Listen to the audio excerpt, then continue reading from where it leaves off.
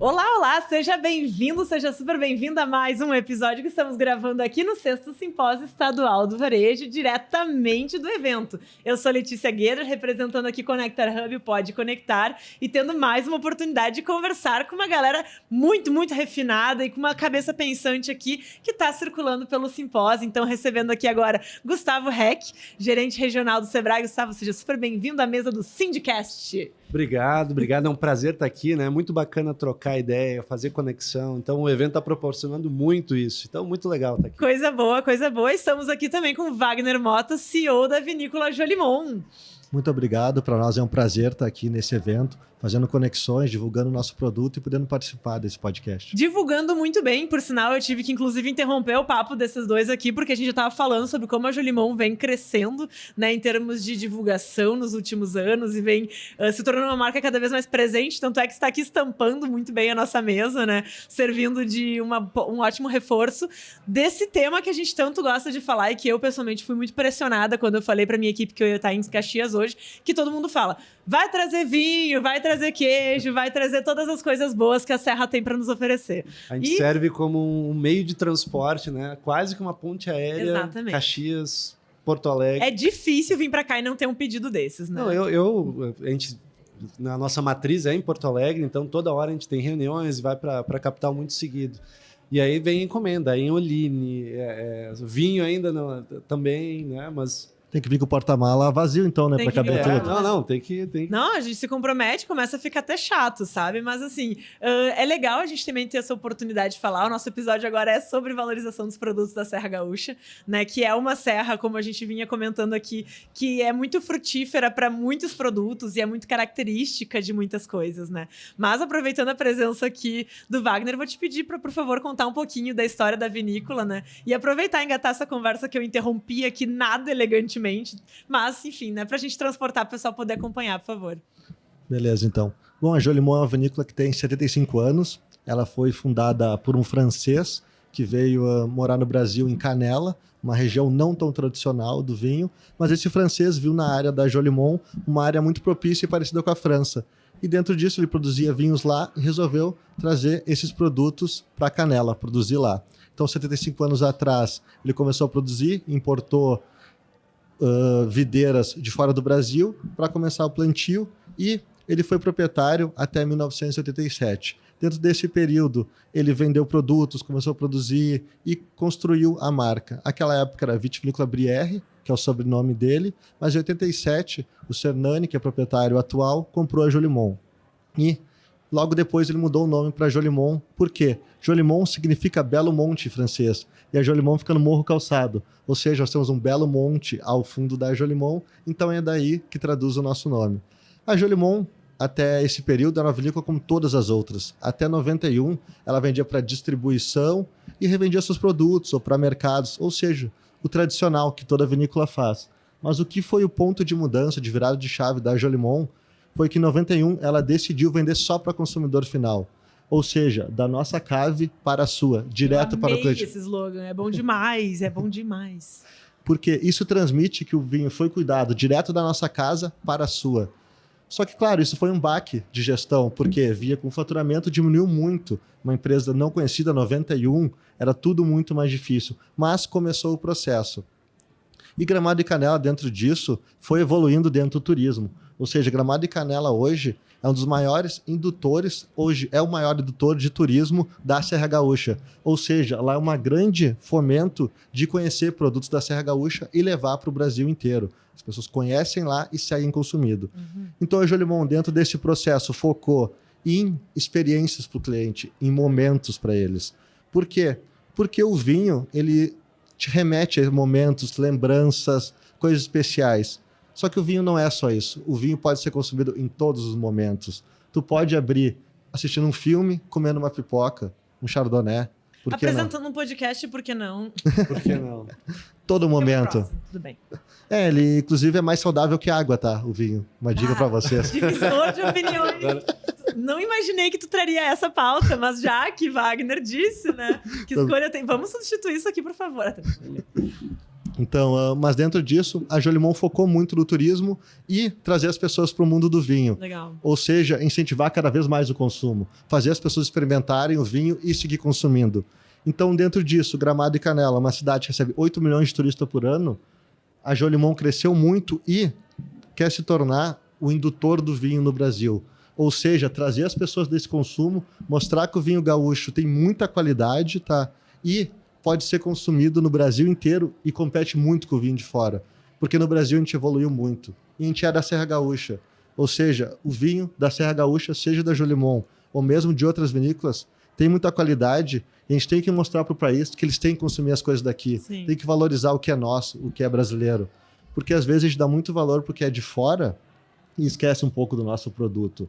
Mas a Serra Gaúcha, seja no vinho, queijo, salame, chocolate ou no turismo, a gente tem muita coisa para vender, tem muita característica nossa, o nosso churrasco, as nossas tradições. A gente tem que vender isso para o país inteiro. Porque tudo que a gente tem aqui é incrível, às vezes a gente não valoriza porque a gente está aqui, é o nosso dia a dia. E quando a gente vai viajar, a gente valoriza outras culturas. Mas a nossa é muito rica. E as pessoas, quando vêm para cá, se encantam. Então, o nosso produto é incrível. E quanto mais a gente fomentar isso, tanto no Brasil quanto no mundo, a gente vai ter mais pessoas aqui querendo consumir e valorizando o que é nosso. Mas isso depende muito da gente também, que está aqui, valorizar o nosso produto e defender as nossas raízes e os nossos produtos. Mas até tu traz uma coisa bem interessante na tua fala, Wagner, que é justamente a valorização do produto, né?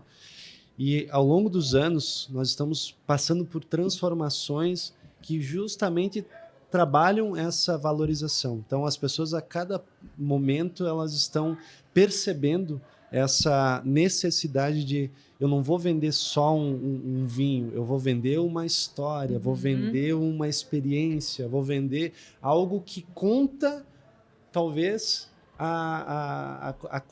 no caso da vinícola, da Jolimon, como os donos vieram, das suas origens, e tudo isso é um material rico para quem está comprando, porque ele vai levar para sua família lá no outro lado do país e vai poder contar essa história. Então, é uma das melhores formas de poder fazer marketing de produto. Exatamente. A gente estava, inclusive, no primeiro episódio que a gente gravou aqui no Simpósio hoje, era exatamente falando sobre storytelling, né? E como essas coisas apoiam uma venda, né? Elas criam a história do produto, criam a história que oferece para o cliente uma visão mais importante daquela venda, né? Ela ganha um significado maior e como ele precisa ser genuíno, né? Eu fiquei pensando muito aqui essa fala que o Wagner trouxe sobre como, né, os nossos produtos característicos, principalmente falando em Serra Gaúcha, estão muito ancorados nesses termos, né? Tradição, experiência, família e qualidade, né? Acho que tem uma coisa muito forte da gente trazer essa coisa do caseiro, mas uma coisa muito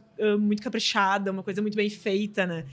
E recentemente a gente teve aqui, acho que é difícil não mencionar o episódio das enchentes no Rio Grande do Sul, né? Que foi, pessoalmente, para mim, o momento em que eu senti aflorar ainda mais essa valorização do mercado de marcas gaúchas, né? Assim, eu pessoalmente nunca tinha visto nenhuma campanha antes de Valorize Marcas Gaúchas. Segue aqui uma lista de todas as 800 mil marcas que a gente tem produzindo aqui, inclusive os produtos da Serra, né? Isso. E daí acho que é legal ter a tua análise aqui, Gustavo, também como representante do Sebrae, né? Que é uma entidade que apoia tantos negócios. Essa visão sobre turismo, mercado, voltado para a Serra Gaúcha, mas obviamente Rio Grande do Sul como um todo também, né? É fato. O gaúcho já por natureza já tem um bairrismo, tem uma valorização do que é nosso, da nossa cultura e consequentemente também do que se faz aqui. Né? E nós enxergamos que nesse mercado, principalmente após esse cenário que nós vivemos aí infelizmente, né, das enchentes, isso aflorou. Né, essa vontade de vamos reconstruir juntos e causou uma sensibilização do Brasil todo de poder mostrar aquilo e ter vamos dizer assim, conseguir comprar e levar esse produto adiante. A gente vai no supermercado, vocês devem ter visto já, né, as bandeirinhas, este produto é gaúcho, né? Então isso faz toda a diferença.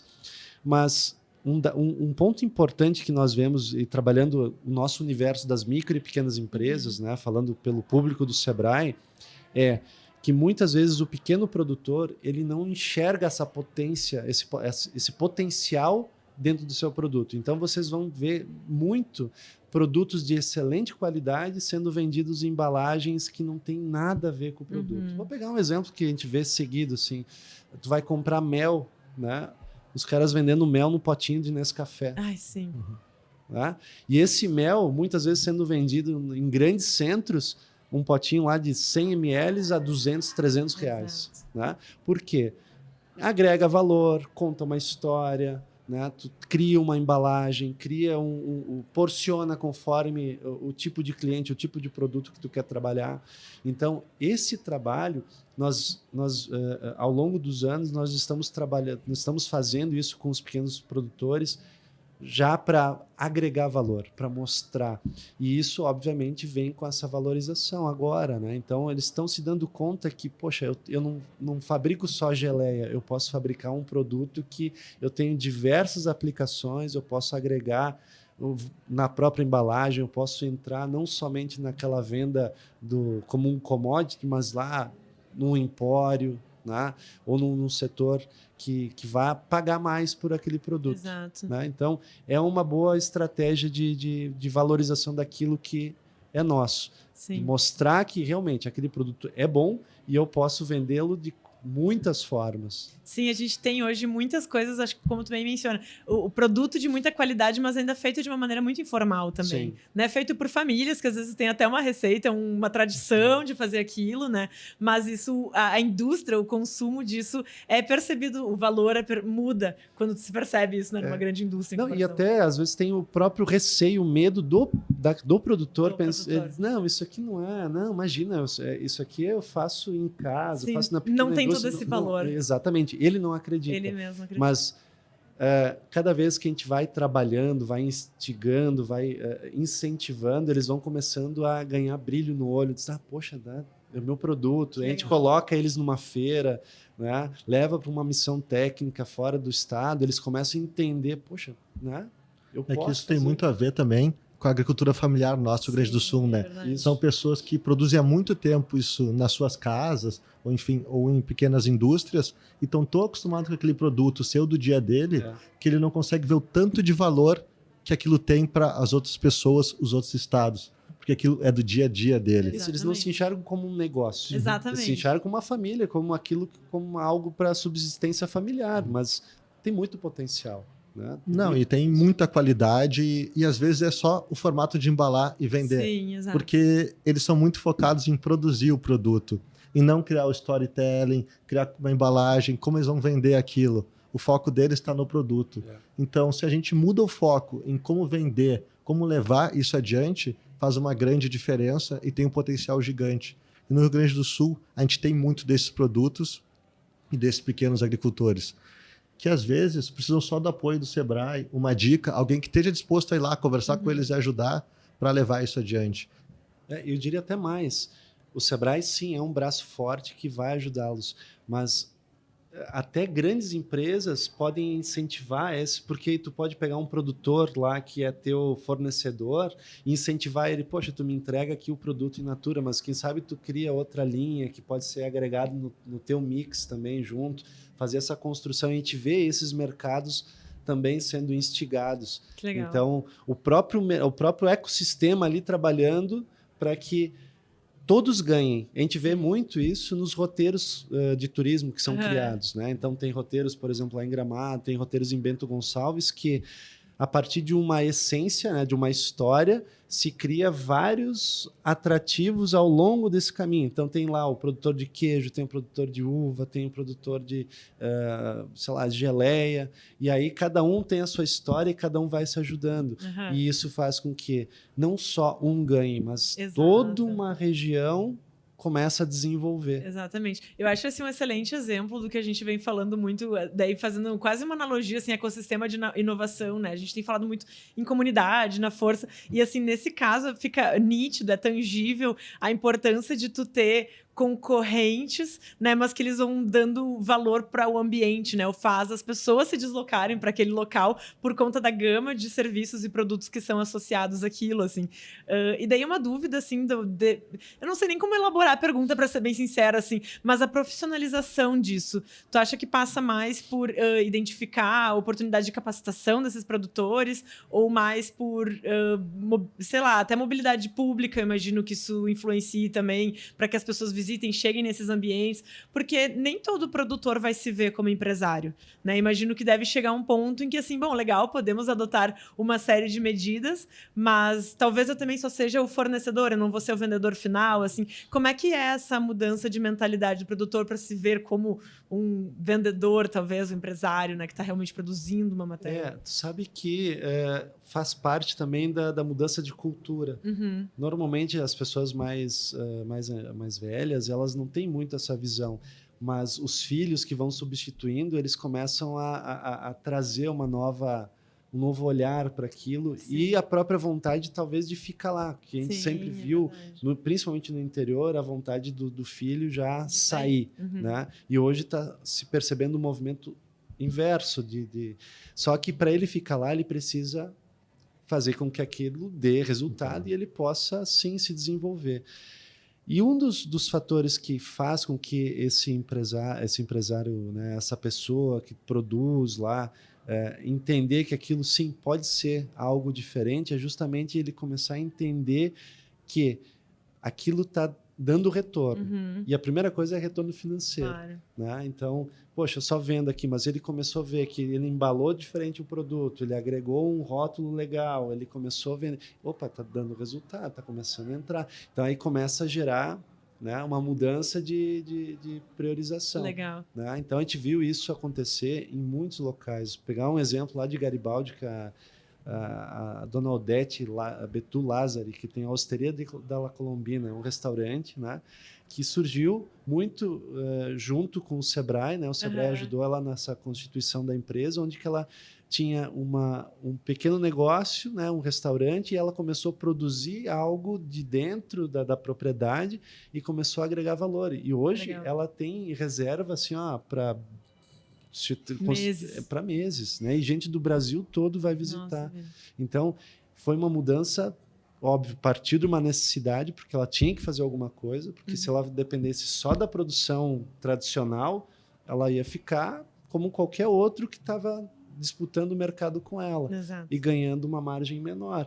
Ela conseguiu agregar e hoje ela vende os seus produtos, os seus serviços dentro do próprio restaurante que ela tem na propriedade a um valor com uma percepção, né, de valor muito bacana. Legal. E daí aqui eu queria... Pode falar, Wagner. Depois eu queria igual fazer a passagem para ti de volta, para a gente voltar àquele assunto que a gente estava comentando sobre a presença de marca da Jolimon, né? Que foi realmente uma coisa crescente. Tu tem ótimos números da tua gestão também, se tu quiser compartilhar. Primeiro eu vou só contribuir com a questão de as empresas, quando ficam um pouco maior, também podem contribuir com essas empresas menores. Sim. Eu vou dar um exemplo. A Jolimont cresceu muito e a gente tinha um vizinho, que era a família Chaulé, que produzia queijo, salames, mel, e eles eram familiar. O que a gente fez? Para agregar no nosso roteiro, e queijo e salame combinam muito com vinho. A gente ajudou eles a crescer em termos de gestão, deu oportunidade, inclusive deles participarem junto à degustação. Por quê? Porque quanto mais eles crescerem, eles vão fomentar o turismo, vão trazer mais pessoas para nós, então vai ser bom tanto para nós quanto para eles. Então, quando tem alguém maior no roteiro, ele pode ajudar os outros, que todo mundo vai ganhar. Muitas vezes não são concorrentes, são parceiros que vão agregar no todo e vão cada vez mais divulgar o produto gaúcho. Ganha atratividade. Exato. E dentro do mix da Jolimon, a gente hoje trouxe cerveja artesanal, que é uma coisa tem muita produção na Serra Gaúcha, tem muitas cervejarias. A gente trouxe um parceiro de mel, que a gente comprou mel in natura e criou uma embalagem legal para vender com uma marca. Legal. Antipastos, ou seja, a gente quer cada vez mais fomentar esses produtos gaúchos dentro do ecossistema da Jolimon. Porque hoje a gente tem o canal de vendas, tem o cliente e eles querem consumir produtos gaúchos. Então, quanto mais a gente levar para eles, mais a gente vai levar a nossa cultura, mais eles vão consumir, consequentemente, vai ajudar todas as empresas daqui. E eu sinto que, enfim, a enchente foi muito triste, é uma uma questão climática, enfim, que complicou para nós o Estado, mas com essa união, se a gente aprender com ela, unir o Estado como um todo, a gente tem o potencial de sair muito maior dela. Porque o Rio Grande do Sul é um povo muito trabalhador, que quer crescer, quer fazendo com as próprias mãos, e o Brasil inteiro ficou de olho em nós por um período. Com certeza. A gente tem que aproveitar esse momento para cada vez demonstrar mais e mostrar nossa força, nossa união, para daqui para frente ser muito maior do que a gente era. Sim, é verdade. E daí, retornando, assim, porque quando a gente estava conversando aqui, né, tu comentou um pouquinho sobre essa passagem da estratégia de vocês não enviarem produtos para distribuidores, somente para consumidor final, né? Mas depois, quando tu contou aqui daí para a gravação, tu mencionou que isso foi em 91, ou seja, não era feito por e-commerce, né? Então foi realmente uma mudança bem corajosa da parte de vocês e que hoje, tu estava mencionando, entrega para o Brasil inteiro, né? Então, acho que revela muito esse interesse de, sim, eu quero comprar um produto da Serra Gaúcha, né? Porque a pessoa que compra um vinho online, ela poderia comprar de qualquer outro local, nacionalidade, enfim, ela escolhe a Serra Gaúcha por conta dessa relação que está sendo construída, né? Então, acho que tem uma estratégia muito bacana de vocês por trás que, de fato, está levando esses produtos adiante, né? Exato. O que foi a mudança de chave da Jolimon, tá? De 91 até 2019.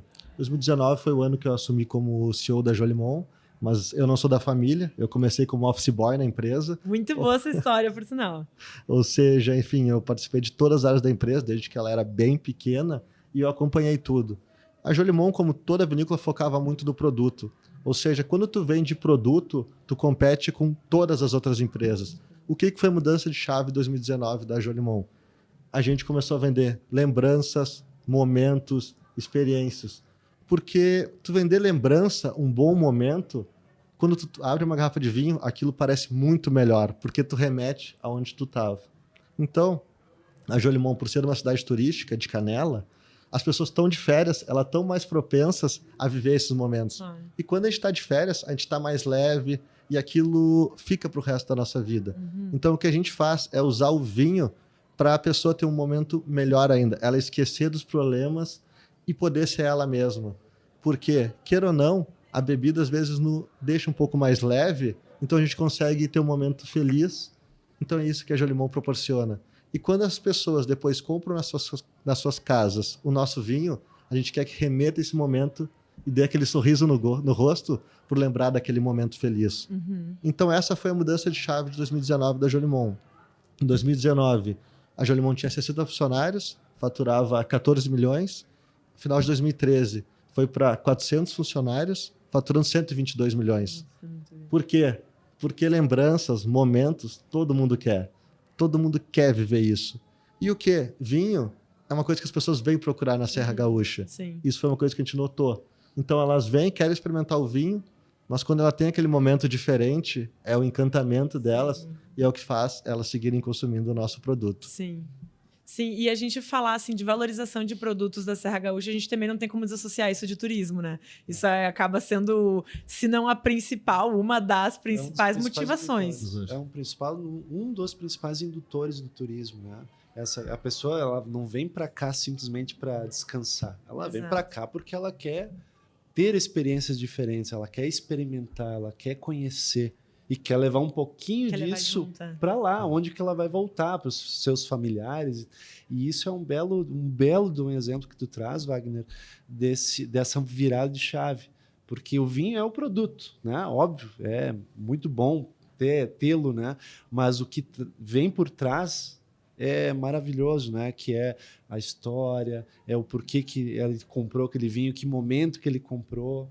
E isso faz toda a diferença. E a pessoa que faz isso, que vai comprar, ela está propensa a pagar mais. Exato. Porque ela não está pagando pelo produto, ela está pagando pela experiência. É o sentimento que desperta nela, né? Exatamente. Totalmente, assim. E, bom, fico pensando assim, aqui em Caxias a gente tem também toda essa... Bom, né, eu comentei antes, já falei, né? Tô ficando repetitiva, porque eu só tô pensando... É difícil esse episódio, tá, gente? Porque eu só fico pensando nas comidas, fico pensando nos vinhos, sabe? Aí bom, né? E daí eu fico assim, por que a gente não botou aqui na mesa, enfim, né? E é bom demais, acho que até porque remete, essas memórias boas, assim, né, de uma coisa família, uma coisa bem tradicional, assim, especialmente para, né, quem tem daqui a pouco origens dessas populações que vieram. Acho que também isso também é uma coisa que não pode ser descaracterizada quando a gente está falando desse hall de produtos, né, que é também a história do estado, né, a história das imigrações, quem são as diferentes etnias que vieram, como é que elas estão sendo, e hoje as cidades também sendo muito transformadas. Acho que uma impressão, e daí aqui também, não é bem ecologia, talvez, mas assim, a gente tem tido todo esse esforço de criar a tradição do Rio Grande do Sul, mas a gente também mostrar que a nossa tradição, ela não tá segmentada, né, ou a gente não é excludente, né, acho que é uma preocupação que o gaúcho carrega muito, assim, né, que a gente também não quer se mostrar de costas ou separado do restante do país, assim. Não sei se vocês percebem alguma coisa quando tá lidando com o turista sobre isso. Claro, o turista que tá vindo para cá, ele tá, né, propenso, tá interessado em se relacionar, assim. Mas como também a gente se mostrar mais brasileiro, sabe? É uma coisa que eu fico, legal, Rio Grande do Sul, muito bom, mas a gente é brasileiro também, né? A gente não é fora, né? Momento separatista, assim. Eu queria que vocês comentassem um pouquinho, assim, se isso de alguma forma é perceptível na relação que vocês têm, ou na relação dos próprios produtores, o pessoal que realmente cria esses produtos, assim. Vocês têm percebido algum movimento como esse? Eu acho que o Wagner vai ter bastante propriedade porque ele vive na pele isso todo dia, mas o que eu percebo é que com esse cenário das enchentes, todo mundo ficou mais sensível, né? E o resto do país ele está olhando para o Rio Grande do Sul com um olhar mais afetivo, né? E isso faz toda a diferença também no momento de aceitar um produto novo, de experimentar algo diferente que seja do Rio Grande do Sul. Então, eu não vejo essa barreira, sinceramente. Legal. Eu vejo, bem pelo contrário, eu vejo essa vontade de vir para cá, de ajudar, de comprar um produto, sabe, de experimentar. Eu vejo dessa forma. Legal, um ótimo momento para o Serra Gaúcha. O que, enfim, eu acompanho já há alguns anos, já faz 12 anos que eu trabalho com turismo, então eu acompanho muito da evolução de Gramado e Canela e mesmo da Serra Gaúcha, cada vez recebendo mais pessoas, né? O que as pessoas de fora comentam muito é quanto o povo gaúcho é receptivo, ele é caloroso, ele procura te dar o melhor atendimento para tu se sentir em casa. Então, em cada restaurante que ele vai, ou local, a gente procura que ele sinta-se que ali é um lugar incrível, ele está vivendo a cultura e está recebendo o melhor atendimento que ele poderia receber. Então isso tem uma preocupação muito grande, por quê? Porque a gente quer que as pessoas voltem e que quando elas voltem para sua casa, elas falem bem do Rio Grande do Sul. Então a gente não sente esse movimento separatista. Inclusive, eu acho muito pelo contrário. A gente quer receber as pessoas dos estados, quer que elas venham para cá, conhecer nossa cultura, consumir nossos produtos, porque quanto mais elas conhecerem nós, consumirem nossos produtos, mais o Rio Grande do Sul vai crescer, mais turistas vão vir para cá, ou seja, o estado inteiro vai crescer. E pós-enchente, isso reverberou ainda mais, porque as pessoas estão com um olhar de carinho, de querer ajudar o Rio Grande do Sul. Quem já veio para cá sabe o quanto a gente é um povo trabalhador e que recepciona bem as pessoas. Então eles olharam pela TV aquela situação com a gente e pensaram, a gente tem que ajudar eles também, porque quando a gente foi lá, a gente foi muito bem recebido, como se fosse na nossa casa. Então isso vem muito da nossa cultura e de quem a gente é. E falando um pouco também da nossa gastronomia, que é uma coisa muito tradicional nossa aqui da Serra Gaúcha. A gente tem diversos restaurantes com a nossa culinária que são fantásticos. E as pessoas que vêm para cá procuram muito isso e ficam encantadas.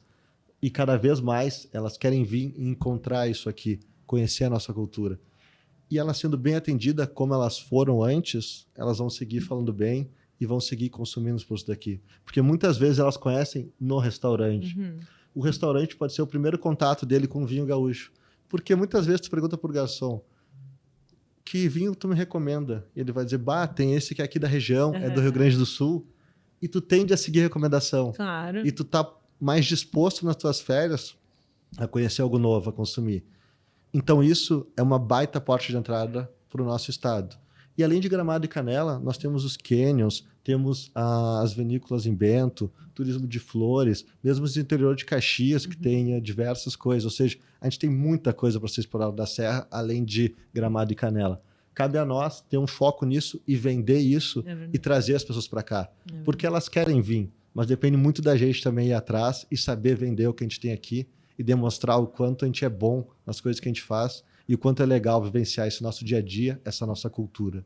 É A gente trabalha muito o conceito do turismo regional. Uhum. Não adianta eu só olhar para Gramado, para Canela. Tem que olhar para o ecossistema como um todo. E a Serra Gaúcha tem muita coisa a oferecer. E aí cada um pode ajudar. Então o turista não vai passar 100% do tempo aqui em Bento, Caxias. Ele vai querer ir para Gramado. A mesma coisa lá. Ele não vai querer ficar só lá. Ele vai querer. Exatamente. Então, se todo mundo se unir, consegue ter resultados muito melhores do que simplesmente olhar para um ponto. Mas eu só queria fazer uma fala rápida. Falando da valorização do produto gaúcho, nós temos uma plataforma que foi desenvolvida justamente para a valorização desses produtos, que é o Viva URS. Né? Viva URS. As pessoas bastam colocar no Google, vai achar, que é uma plataforma onde que a gente coloca destinos e produtos turísticos daqui do Rio Grande do Sul, da Serra, em especial. E as pessoas conseguem fazer a compra dos seus pacotes ali, dos seus ingressos e ter já essa experiência, né? Já deixar tudo isso organizado. Então tem muita opção. Então as pessoas que querem olhar e acessar os produtos que nós temos, justamente olhando para o turismo, pode acessar essa plataforma. Arrasou! Foi incrível isso, porque a gente ficou aqui falando, imagina o pessoal em casa pensando, tá, mas e onde é que eu vou comprar? Como é que eu vou fazer? Já deu a solução, Gustavo, maravilhoso. Tem outra. E aí, falando de produto, tem Compre do Gaúcho. Olha. Tem uma hashtag, né, que está sendo divulgada na imprensa, que cai numa plataforma também para que as pessoas possam comprar produtos gaúchos ou saber aonde que tem. Então é bem bacana também. Então são vários movimentos que surgiram pós-enchentes, né, justamente para dar esse... Exatamente. E aí a gente está vendo muitas grandes empresas com esse foco. Então vocês, com esses exemplos fantásticos, né, Wagner?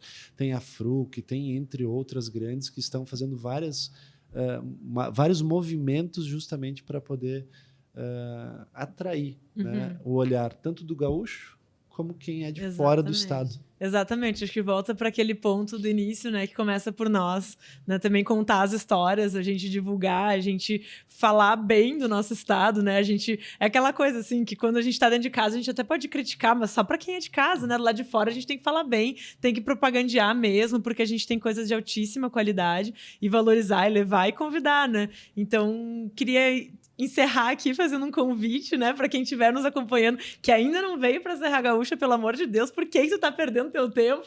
Mas venha, porque a gente tem muita coisa boa aqui. Visita a Jolimon também, né, que vai ter muita coisa boa lá.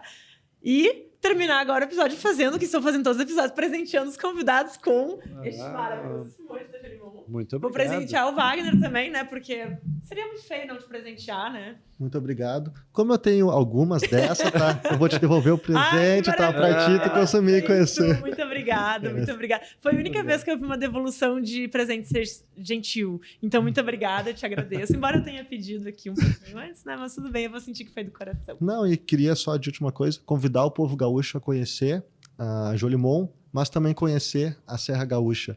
Porque a gente tem muita coisa legal aqui no estado, que às vezes por a gente estar perto, a gente acaba não indo. A gente deixa, semana que vem eu vou, semana que vem eu vou, e a semana que vem nunca chega, e a gente vai para os outros estados aproveitar.